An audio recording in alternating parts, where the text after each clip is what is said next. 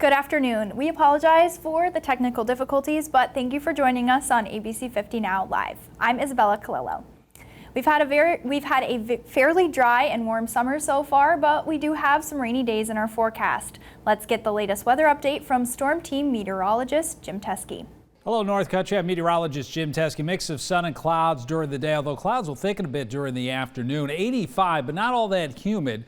For this evening, mostly cloudy skies, but we're still warm, and 82. During the overnight, looks like it's mostly cloudy, not as cool and comfortable as it was last night, looking for a low temperature of 63. And then the forecast for the day on Thursday, got some scattered showers and storms around, especially during the morning. We're in the mid-70s at that point, and then during the afternoon, drying out a bit. We're warm, we're humid, high of 83. Here's your planning forecast. 7-day outlook here beyond Thursday. Some showers and storms as a cold front finally swings through the area around 81. Back into the mid-80s on Saturday. A mix of sun and clouds, a bit humid. A few showers or a thunderstorm on Sunday. Still a bit unsettled early next week with showers and storms. A motorcyclist died in a Theresa crash on Monday. According to New York State Police, troopers responded to a report of a motorcycle off the roadway on County Road 22. Police determined that 55-year-old Brett Van Sant from Macomb failed to make a left turn when his motorcycle went down an embankment. He was ejected from the bike and pronounced dead at the scene. The crash remains under investigation. A man is facing charges after attempting to steal a sheriff's car in Watertown on Monday morning. According to the sheriff's office, police responded to a report of a robbery at the 7-Eleven store on Factory Street. Police say 45-year-old Donald Hutt made an unsuccessful attempt to steal an occupied vehicle in the parking lot after a physical struggle with the store clerk before running to Moe's Diner across the street, demanding car keys from customers. Police say Hutt then ran to Precision Towing and Auto Works, where he broke through a window and entered the business, and was stopped from stealing another vehicle after a foot chase to Public Square. Hutt was handcuffed and placed into the backseat of a sheriff's car, but was able to climb into the front seat and drive the car away. He made it to the Adams exit on Interstate 81, and police say they did not initiate a pursuit because the vehicle was equipped with a location device. Hutt drove back into the city of Watertown, where he was stopped with a tire deflation device. Hutt is facing several criminal charges through the Watertown Police Department and Sheriff's Office, including grand larceny, escaping custody, reckless endangerment, criminal mischief, and resisting arrest. No injuries were reported. New York State declared monkeypox an imminent threat late last month. As the virus spread, local health officials are preparing to mitigate any outbreaks. I spoke with St. Lawrence County Director of Public Health, Jolene Munger, about what they are doing to respond to cases affecting the local area. Monkeypox, the virus that is spreading around the world, is now in the North Country. With St. Lawrence County confirming its first case in mid-July and the state declaring monkeypox an imminent threat, local health officials are racing to prepare. Monkeypox is a disease that has been around, but it is something that is new to us here in New York and especially St. Lawrence County. The virus is in the smallpox family and causes painful rashes or bumps and flu-like symptoms. Once a person has the virus, they should keep public health in mind. They should be self-isolating because it is contagious and we do want to reduce the spread. If they have to go out for medical appointments, necessities, wearing a mask and ensure that all of their sores are covered. Although the LGBTQ community is currently the most affected, St. Lawrence County is preparing everyone. Anybody can contract monkeypox. There have been 4 identified cases now in the United States in children. Do you believe that more cases of monkeypox will soon be popping up in St. Lawrence County or just in the North Country region as a whole? It would be naive to think that we wouldn't have more cases coming around the entire rest of the state, especially the way it's transmitting. But unlike COVID-19, there is a vaccine to prevent the virus if exposure occurs. We are making plans in the chance that we do have more cases up here, so we are prepared to help our community. The county is expecting to receive a limited supply of the monkeypox vaccine in the near future. This will be available to those who have been exposed to the virus. Reporting from St. Lawrence County, I'm Isabella Colello. The most recent Siena poll asked likely voters where they stand when it comes to the November race for governor. Democrats overwhelmingly sided with Governor Kathy Hochul and Republicans with Lee Zeldin. Siena pollster Stephen Greenberg said with more than twice as many Democrats in New York State than Republicans, it translates to a 14-point lead for Governor Hochul and a nearly 50-point lead in New York City. Zeldin has a narrow 3-point lead in the downstate suburbs and among upstate voters. More than 2/3 of the likely voters in the poll opposed to the recent Supreme Court decision to overturn Roe v. Wade. And New Yorkers overwhelmingly support the state's new gun legislation that includes restrictions on concealed carry. Before we hear from Delaney Keppner and Don Boschart about making strides for the North Country, let's take a look at upcoming events with this week's Community Bulletin Board. The Beaver Falls United Methodist Church will host a rummage sale and soup sale on Friday, August 5th and Saturday, August 6th. Books, baby items, clothes, and much more will be there. The gallery at Lake St. Lawrence Arts will host a memorial tribute for Wilson Bickford, who was a well-known artist from the area. The reception is Friday, August 5th at the gallery in Waddington. The Grange Hall on Route 3, south of Harrisville, will host the Adirondack Music Jam on Saturday, August 6th. Admission is free and donations are welcome. The Evangelical Lutheran Church on County Route 15, Lafargeville, is having a chicken barbecue on Sunday, August 7th. The full meal costs $12 and half chicken costs $6. Do you have an event you'd like to share with the community? Share it with us. Submit your event by going to our website, informnny.com. Then click on Community, then Community Events, and explain the event. ABC50 will then share your event with the North Country community. Are grocery prices these days making your eyes pop? ABC50 is here to help. Go to informnny.com all month long to enter for a chance to win $5,000 towards groceries for a year. One local winner will also receive $100 gift certificates from the two best barns in the North Country, Red Barn Meats in Croghan and Yellow Barn Winery on Route 66 just outside of Watertown. For full contest details, go to informnny.com. The Groceries for a Year sweepstakes is brought to you by Red Barn Meats, the Yellow Barn Winery, and ABC50. Delaney Keppner here with Don Boschart, who is the community manager of the American Cancer Society. So thank you for being here with us, Don. Thank you for having me. Appreciate it. No problem. And let's just start off. Tell the people and our viewers a little bit about American Cancer Society and its presence in the North Country and who it supports. The American Cancer Society, our mission in life is to eliminate cancer as a major health issue. We're here in the North Country to support any of those folks out there who are diagnosed with cancer. So if you're diagnosed with cancer, give our organization a call. We're going to help you one way, shape, or form. And where we can't help you, we'll pass you on to someone that could in the industry to give you some support that you need. But we're always there 24 hours a day, 365 days a year. We have an 800 number, and you give us a call, and we're going to be there to help you. Awesome. And so every year we are making strides against breast cancer through the organization and here in the North Country. So last year you guys did a couple of great events. I was there, we all were there from ABC50, and we really enjoyed them. If you want to tell us a little bit about what happened last year as far as events-wise. Right. We do events all year long. We have a Relay for Life event in the summer.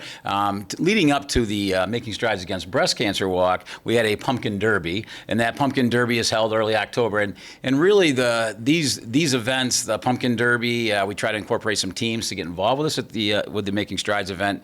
They lead up to the ultimate, the day of the event. We kind of add all the numbers up, and here we are to give you the dollar value that we've raised for the Making Strides. For sure. And you guys raised a great amount of money last year. Do you remember kind of how much you guys were able to do? Yeah, we were about $65,000 last year, which was right about the goal that we had set. And with the support of you folks here and the community. And really, that's why today we're here to try to get the community involved, try to get folks out there that have any interest in giving back in the fight against breast cancer. All the funds that we raise during this campaign go to fight breast cancer and support those women and men that get breast cancer to get them the treatments they need, the rides to the hospitals that they need, and if they need to spend time away from home, then we have places they can stay overnight for free.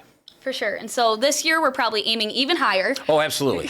Absolutely. So tell us a little bit about what's going on right now in terms of making strides against breast cancer and how people can get involved. Sure. We're in recruitment mode right now. We are asking folks to go online. If they go to informnny.com, click the logo, you can sign up for the event. There's an event page. You can create your own team. You can walk as an individual. We encourage people to bring their friends, their family, coworkers, that kind of thing on. Raise a few dollars for us. And then it culminates in a walk. It's a 2-mile walk at the fairgrounds on October 22nd. Awesome. So you heard it all. Go to informnny.com to get more information on how to support the American Cancer Society and making strides against breast cancer here in the North Country. Thanks for being here, Don. Thank you very much for having us. And anything else? Just, come on in, sign up, help support those folks that are fighting breast cancer. Awesome. So we'll send it back to Isabella Colello at the desk for some more local news. Thank you, Delaney and Don. And now on to some more news from the Senate. So the Senate passed legislation on Thursday expanding care for veterans who suffer from illnesses because of their exposure to toxins during their military service. The Sergeant First Class Health Robinson Honoring Our PACT Act passed with a vote of 86-11. The bill now heads to President Biden's desk, and he is expected to sign it. Thursday's vote comes after Senate Republicans unexpectedly blocked the bill during a procedural vote last week. 25 Republicans who initially voted to advance the bill in June changed their votes. The bill aims to expand benefits from the Department of Veterans Affairs to 3.5 million veterans. It was only 3 years ago when waves came crashing over seawalls into houses and onto streets surrounding Lake Ontario and the St. Lawrence River. This was when record-breaking flooding wreaked havoc in the North Country in 2019, following a previous flooding event in 2017. As communities are still recovering, New York State is continuing its Resiliency and Economic Development Initiative with 4 new projects beginning in Clayton.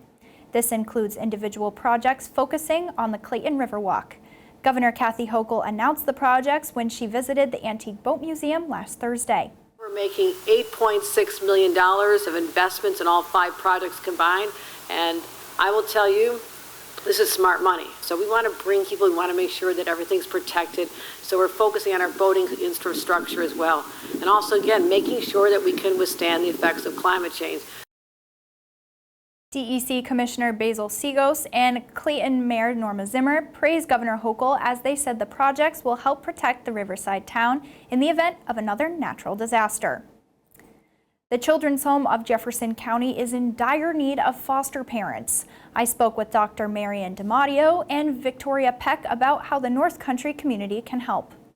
Every year, thousands of children end up in the foster care system. Dr. Marian DiMatteo knows this struggle well. At the age of 15, myself, my brother, and my baby sister all found ourselves out of the house and needing a placement. After a foster family took a chance on her and her brother, she eventually went on to earn a PhD. Now Dr. DiMatteo is the CEO of the Children's Home of Jefferson County, which is a therapeutic foster care organization that serves the North Country.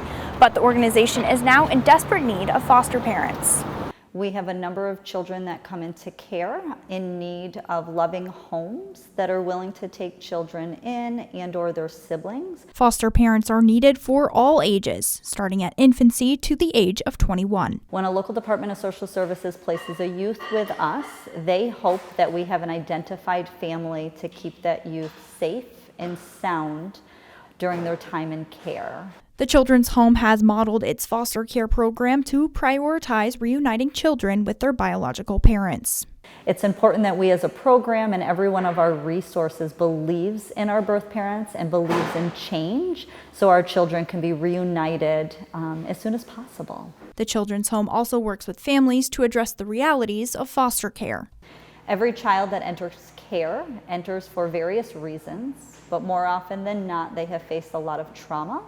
And it's so critical that our foster parents are signing up with an understanding that they're there to work through this journey with each child and be there through the good times and bad. But giving children a chance remains the #1 goal. Being able to provide that love and support for a child who does not have another option is one of the most rewarding opportunities that I have heard individuals say they've been able to do and be blessed to do for children. A full list of events for prospective foster parents can be found on the Children's Home of Jefferson County's website. In Watertown, Isabella Colello, News Channel 9.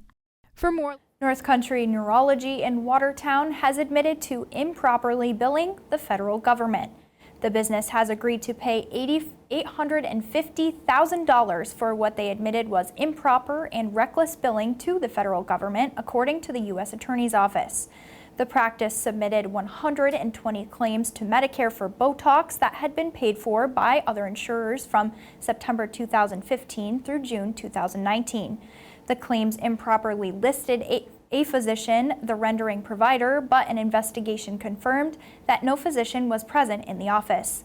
The practice was also found to have improperly billed Medicare for the drug Botox when the same Botox had already been paid for by other insurers on approximately 761 occasions from March 2015 through February 2021. Sunsets over the North Country are a beautiful sight to see, and we want to see more of them. So we're making it even more fun to share your sunset photos with us. Here are the details. ABC50 and the North Country CW would like to share the most breathtaking sunsets across these great lands with you. Go to informny.com to see and submit your magnificent views with the North Country. These photos will be shared with our viewers during our Sunsets over the North Country on both ABC50 and the CW. One of our lucky submissions will have the chance to win a prize worth $200 from these amazing sponsors: the Battlefield Eatery and Lake Ontario Realty. You can enter the Sunset Sweepstakes along with more chances to win on our website under the Contest tab. And while you're here, you can also subscribe to our daily newsletter for local news delivered right to your inbox every morning. And you can continue to stay up to date by tuning into News Channel 9 on ABC50 for a full hour of news, weather, and sports every weekday at 5:30 p.m. Thank you for watching ABC50 Now. I'm Isabella Colello. We'll see you again next week.